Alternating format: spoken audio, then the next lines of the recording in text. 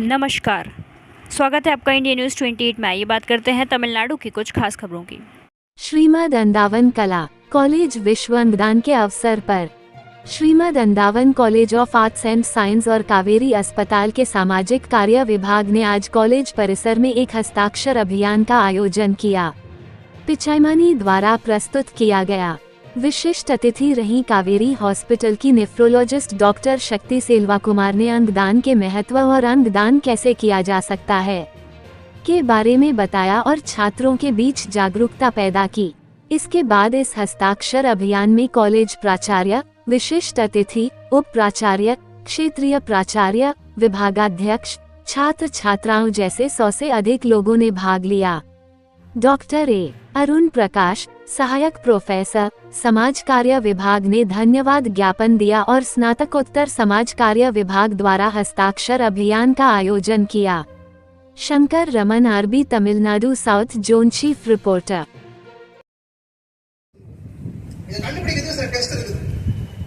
ஒரு மனுஷனுக்கு உண்மையிலே பிரெயின் டெத் ஆயிட்டாங்களா இல்லையா நமக்கு சந்தேகம் இல்லை. ஏன் கோமால இருக்க மாட்டாங்களா? பிரெயின் டெத் ஆகணுமா, மூளைச்சாவு தான் அடையணுமான்றதுக்கு வென்டிலேட்டர் வச்சு தான் பண்ணுவோம். வென்டிலேட்டர் செயற்கை சுவாசம். யூஸ்வலாவே எந்த பேஷண்ட்டுக்கும் நினைவு கம்மியானோ செயற்கை சுவாசம் கொடுத்துருவாங்க. ஆனா செயற்கை சுவாசம் கொடுத்தாலும் சுயமா அவங்களால மூச்சு எடுக்க முடியும். மிஷின் 3 மூச்சு கொடுத்தா மனுஷன் ஒரு மூச்சு எடுப்பாங்க. அதுதான் சப்போர்ட்டிவ் வென்டிலேஷன் சொல்றது. எப்போ ஒருத்தருக்கு இந்த மூளைச்சாவு அடைச்சிட்டாங்களோ சப்போர்ட்டிவ் வென்டிலேஷன் கேட்டகரி இருக்காது. மெஷின் மட்டும்தான் மூச்சு கொடுத்துட்டு இருக்கு. ஸோ அந்த டெஸ்ட்டுக்கு பேர் ஆப்னியான்னு சொல்லுவோம். இது அறிவியல் பூர்வமா உலக அளவிலும் சரி, இந்தியாவிலும் சரி, எல்லாராலையும் அறிவுறுத்தப்பட்ட ஒரு டெஸ்ட். ஸோ ஒரு பேஷண்ட்டுக்கு மூளைச்சாவடை கண்டுபிடிக்கிறதுக்கு வென்டிலேட்டர் ஆஃப் பண்ணி வச்சுட்டு சுயமா மூச்சு விடுறாங்களா வெயிட் பண்ணி பார்ப்போம். 30 செகண்ட், 60 செகண்ட். இந்த ஒரு நிமிஷத்துக்குள்ள மூச்சு எடுக்கலன்னா மூளைச்சாவு அடைஞ்சதான் கன்ஃபர்மேஷன் டெஸ்ட். ஒரு டெஸ்ட் மட்டும் பண்ண மாட்டாங்க, 2 டெஸ்ட் பண்ணுவாங்க. முதல் டெஸ்ட் பண்ணிட்டு 6 மணி நேரம் கழிச்சு செகண்ட் டெஸ்ட் பண்ணிட்டு 2 டெஸ்ட்லையும் கன்ஃபார்ம் ஆனதுக்கு அப்புறம் தான் அந்த பேஷண்ட் மூளைச்சாவு அடைஞ்சதாக கருதப்படுவாங்க. அதுக்கப்புறம் தான் அவங்க உறவினர்கள் கிட்ட போயிட்டு இந்த மாதிரி உங்க உடனே மூளைச்சாவு அடைஞ்சிட்டாங்க, என்ன பண்ண போறீங்கன்னு கேட்பாங்க. ஸோ அப்போ 2 ஆப்ஷன்ஸ் இருக்குது. ஆப்ஷன் 1 வழக்கம் போல பண்ற மாதிரி வென்டிலேட்டர் டிஸ்கண்டினியூ பண்ணிட்டு வீட்டுக்கு கூட்டு போயிட்டு ஈமக்கரிக்கை பண்றது. செகண்ட் ஆப்ஷன் உறுப்பு தானம். இது ஏன் சொல்றேன்னா மூளைச்சாவு அடைஞ்சதால மூளை மட்டும்தான் ஃபங்க்ஷன் போயிருக்கும்.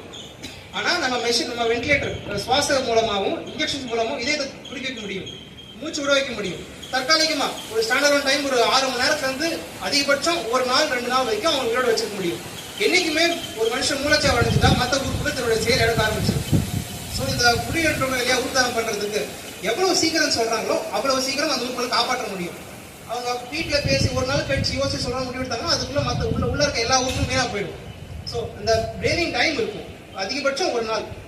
ஒரு நாளுக்குள்ள அவங்க முடிவெடுத்து உறுப்பு தானம் பண்ணா அந்த உறுப்புகள் எத்தனை பேர் காப்பாற்ற முடியும். இன்னைக்கு ஸ்டாட்டிஸ்டிக்ஸ் படி தமிழ்நாட்டில், இந்திய அளவில் இப்போ தமிழ்நாட்டில் 6500 பேர் கிட்னி கிடையாதுக்காக பதிச்சிருக்காங்க. கிட்னி ஃபெயிலியர் ஆகி டயாலிசிஸ் இருக்க பேஷண்ட்ஸ் 6500 பேர் கிட்னிக்காக பதிச்சிருக்காங்க. 450 பேர் கல்லீரலுக்காக பதிச்சிருக்காங்க. 170 பேர் இதயத்துக்காக பதிச்சிருக்காங்க. 250 பேர் நுரையீரலுக்காக பதிச்சிருக்காங்க. இவங்க எல்லாமே உறுப்பு செயலிழப்பால, அந்தந்த உறுப்பு செயலிழப்பால உயிருக்கு போராடிட்டு இருக்க மக்கள். அட்லீஸ்ட் கிட்னி பேஷண்ட்ஸ்க்காக நாங்கள் டயாலிசிஸ் ஒரு மிஷின் மூலமா கேள்விப்பட்டிருக்கீங்கன்னு நினைக்கிறேன். மிஷின் மூலமா போட்டு தற்காலிகமாக வாழ வைக்க முடியும். கல்லீரலோ நுரையீரலோ இருதயமோ செயலிழந்தால் மரணத்தை மட்டுமே.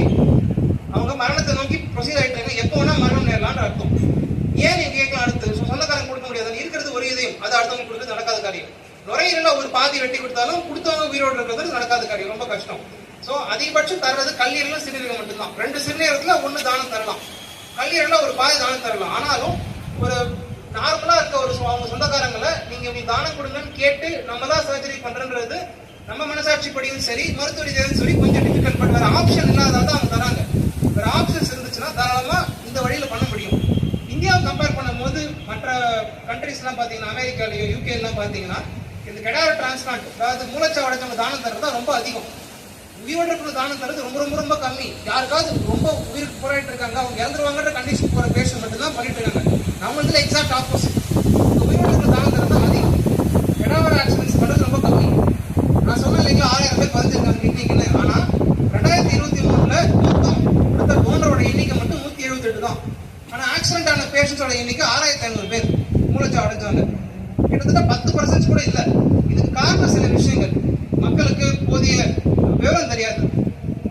நிறைய பேர் என்ன நினைச்சுக்கிறாங்க, ஒண்ணு ஹாஸ்பிட்டல்ல போனா பேஷண்ட் ஆக்சிடென்ட் ஆயிருந்தாங்கன்னா எடுத்துருவாங்க, இந்த மாதிரி கொடுத்தாங்கன்னா அடுத்த பிறவியில் அவங்களுக்கு கை கால் எல்லாம் பிறப்பாங்க, உறுப்பு இல்லாமல் பிறப்பாங்க. இது எதுவுமே உண்மை கிடையாது. ஸோ எந்த மதமுமே உறுப்பு தானம் பண்ணக்கூடாதுன்னு சொல்ல. சிலர் அந்த மாதிரி நினைக்கலாம், இதுல போட்டிருக்கும் குரானோ பைபிளோ இல்ல பகவத்கீதை எதுலையுமே உறுப்பு தானம் பண்ணக்கூடாதுன்ற விஷயமே சொல்ல. எல்லா மதங்களுமே வலியுறுத்தது அன்புதான்.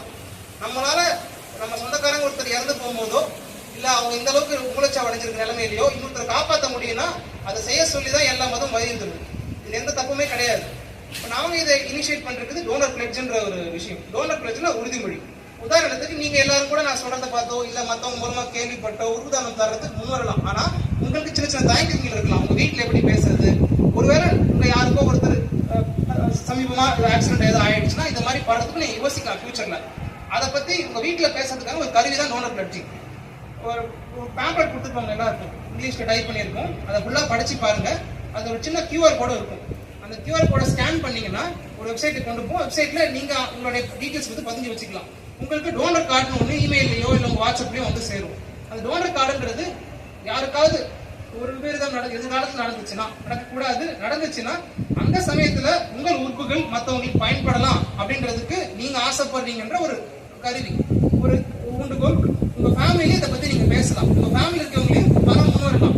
எங்க ஆசைகள் எல்லாம் யாருக்கும் நடக்கூடாதுன்றது தான். பட் தவறி நடந்துச்சுன்னா, ஒரு வாய்ப்பு இருந்துச்சுன்னா நம்மளால மண்ணோ இல்ல தீயோ எரிச்சு தின்ற உறுப்புகளை மக்களை வாழ வைக்கிறதுக்கு பிரயோஜனப்படுத்தலாம். உங்க சொந்தக்காரங்களே யாராவது ஒருத்தர் இந்த மாதிரி ஆக்சிடென்ட் ஆயிருப்பாங்க. பட் உங்க சமயத்துல கொடுக்கறதுக்கு சின்ன சின்ன விஷயங்கள் இருக்கலாம். அந்த சமயத்துல நீங்க அவங்க கிட்ட இந்த விஷயங்கள்லாம் பத்தி பேசி அவங்களுக்கு புரிய வச்சு உறுப்பு தானத்தோட முக்கியத்துவத்தை சொல்லி அவங்களுக்கு கொடுக்க முன் வரணும்.